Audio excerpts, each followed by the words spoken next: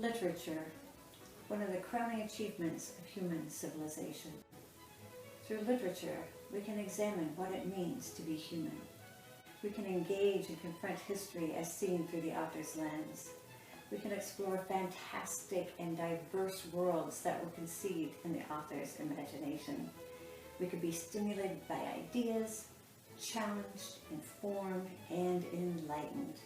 And through words, we could be moved and delighted. My name is Barbara, and I invite you to join me for the Putnam County Public Library's literary series, Big Chair Adult Storytime, as read to you by the most erudite library staff members and friends, and drawing from the best of free use literature. So sit back in your big comfy chair and listen as our library staff members and friends read to you from ours.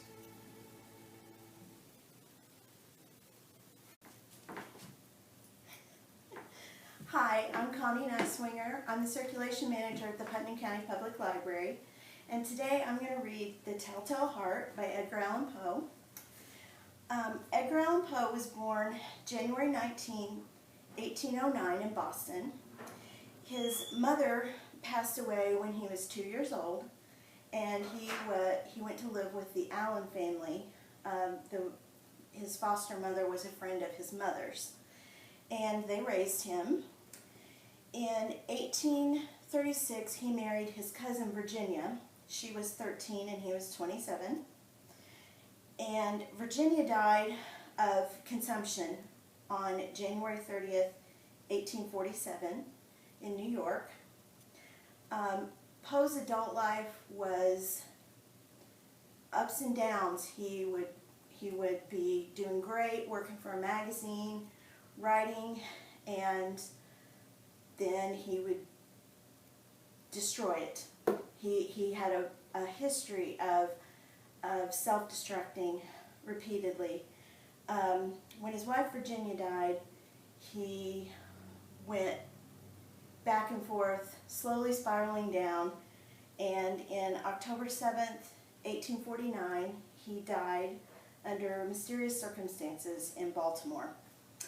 And there's many stories about Poe as stories he wrote and versions of him.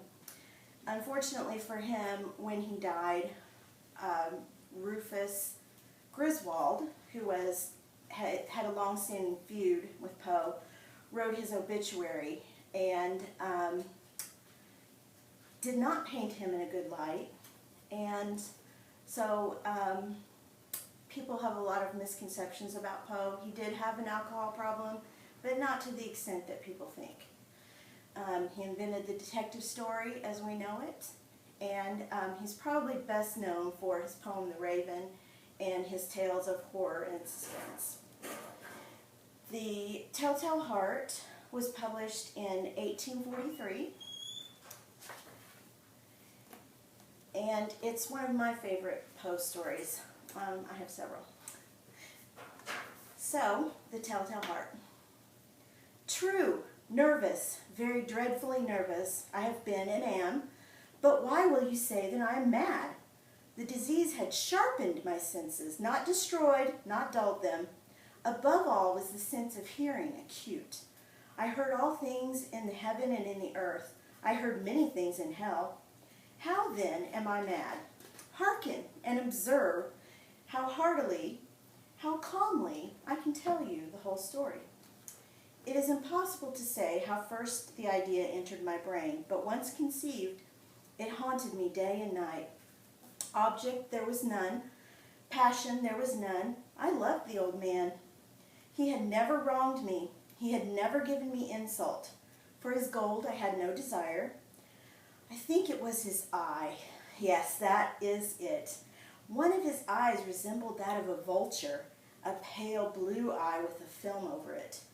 Whenever it fell upon me, my blood ran cold. And so, by degrees, very gradually, I made up my mind to take the life of the old man, and thus rid myself of the eye forever. Now, this is the point. You fancy me mad. Madmen know nothing. But you should have seen me. You should have seen how wisely I proceeded, and with what caution, and with what foresight. I was never kinder to the old man than in the week before I killed him.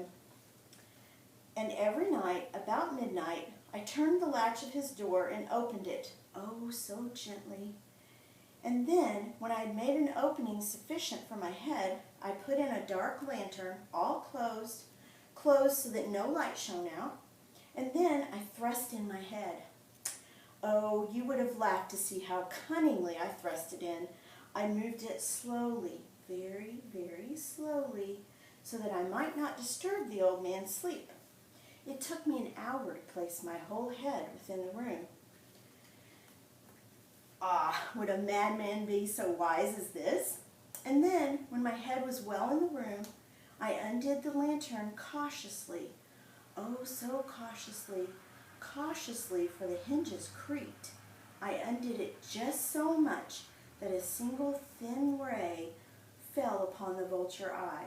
And this I did for 7 long nights, every night, just at midnight. But I found the eye always closed, and so it was impossible to do the work, for it was not the old man who vexed me, but his evil eye.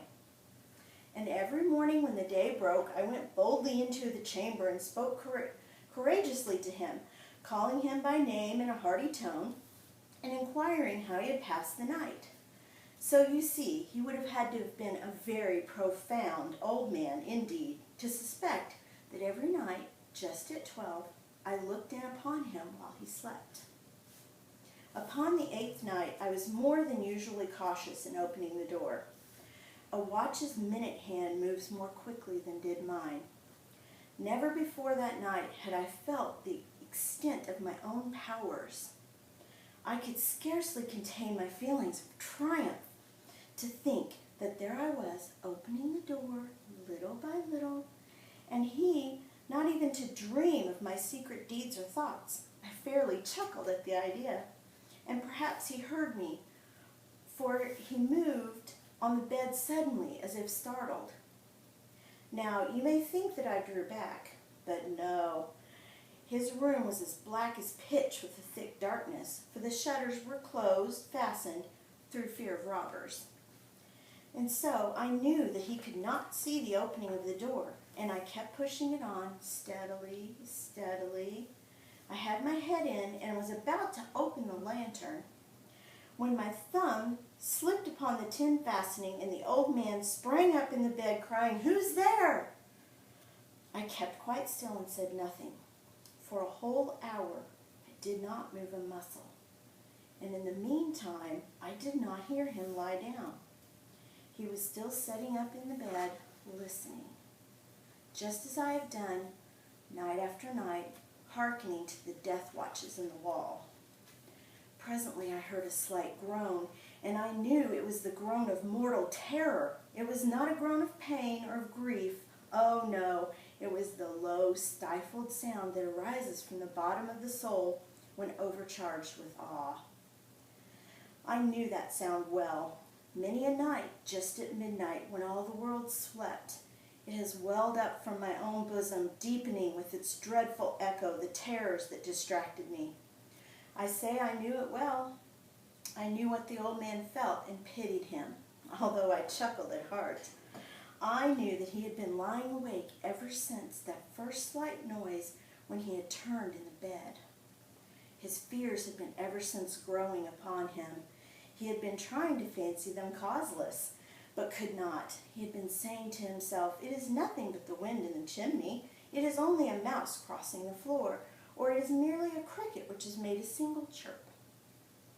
Yes, he had been trying to comfort himself with these suppositions, but he had found them all in vain because death, in approaching him, had stalked with the black shadow before him and enveloped the victim.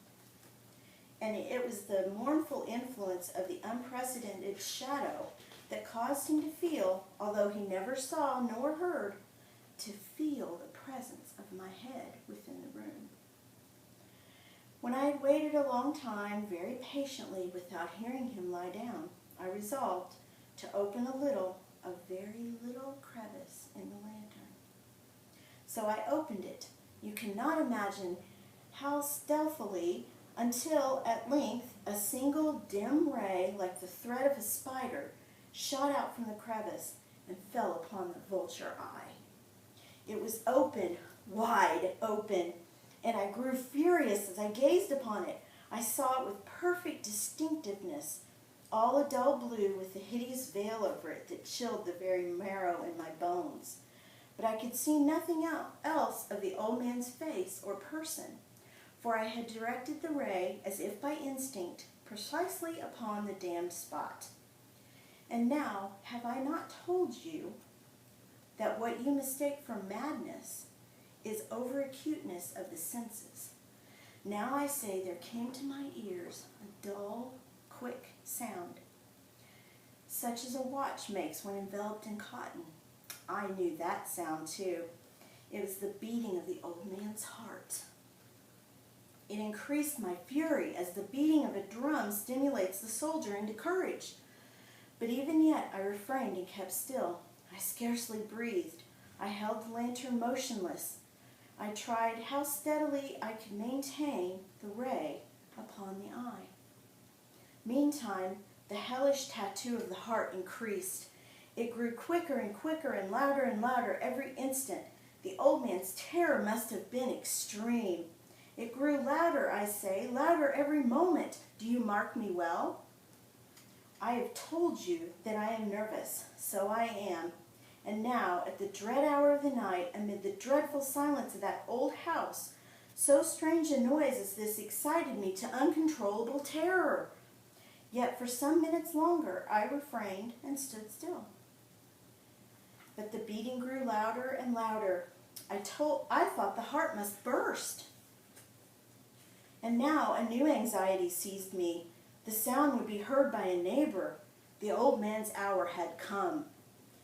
With a loud yell, I threw open the lantern and leapt into the room. He shrieked once only. In an instant, I dragged him to the floor and pulled the heavy bed over him. I then smiled gaily to find the deed so far done. But for many minutes, the heart beat on with a muffled sound. This, however, did not vex me. It could not be heard through the wall. At length, it ceased. The old man was dead. I removed the bed and examined the corpse. Yes, he was stone dead. I placed my hand upon the heart and held it there many minutes. He was stone dead. His eye would trouble me no more. If still you think me mad, you will think so no longer when I describe the wise precautions I took for the concealment of the body. The night waned and I worked hastily but in silence. First of all, I dismembered the corpse. I cut off the head and the arms and the legs. I then took up 3 planks from the flooring of the chamber and deposited all within. I then replaced the boards so cleverly, so cunningly, that no human eye, not even his, could have detected anything wrong. There was nothing to wash out, no stain of any kind, no blood spot whatever. I had been too wary for that. A tub had caught all. Ha ha! When I had made an end to these labors, it was 4 o'clock, still dark as midnight. As the bell sounded the hour, there came a knocking at the street door. I went down to open it with a light heart, for what had I now to fear? There entered 3 men who introduced themselves as officers of the police. A shriek had been heard by a neighbor during the night. Suspicion of foul play had been aroused. Information had been lodged at the police office, and they, the officers, had been sent to search the premises. I smiled, for what had I to fear? I bade the gentleman welcome. The shriek, I said, was my own in a dream. The old man I mentioned was absent in the country. I took my visitors all over the house. I told them, search well. I led them at length to his chamber. I showed them his treasures, secure, undisturbed. In the enthusiasm of my confidence, I brought chairs into the room and desired them here to sit from their fatigues, while I myself, in the wild audacity of my perfect triumph, placed my own seat upon the very spot beneath which lay the corpse of the victim. The officers were satisfied. My manner had convinced them. I was singularly at ease. They sat, and while I answered cheerfully, they chatted of familiar things. But before long, I felt myself getting pale and wished them gone. My head ached, and I fancied a ringing in my ears. But still they sat and still chatted. The ringing became more distinct. It continued and became more distinct. I talked more freely to get rid of the feeling, but it continued and gained until at last I found that the noise was not within my ears. No doubt I now grew very pale, but I talked more fluently and with a heightened voice. Yet the sound increased. What could I do? It was a low, dull, quick sound, much such a sound as a watch makes when enveloped in cotton. I gasped for breath, and yet the officers heard it not. I talked more quickly and vehemently, but the noise steadily increased. I arose and argued about trifles in a high key, but the noise steadily increased. Why would they not be gone? I paced the floor to and fro with heavy strides, as if excited to fury by the observation of the men. But the noise steadily increased. Oh God, what could I do? I foamed, I raved, I swore. I swung the chair upon which I had been sitting and grated it across the boards. But the noise arose over all and continuously increased. It grew louder, louder, louder. And still the men chatted pleasantly and smiled. Was it possible they heard not? Almighty God, no. No, they heard. They suspected. They knew. And they were making a mockery of my horror. And I thought, and this I think. But anything was better than this agony. Anything was more tolerable than this derision.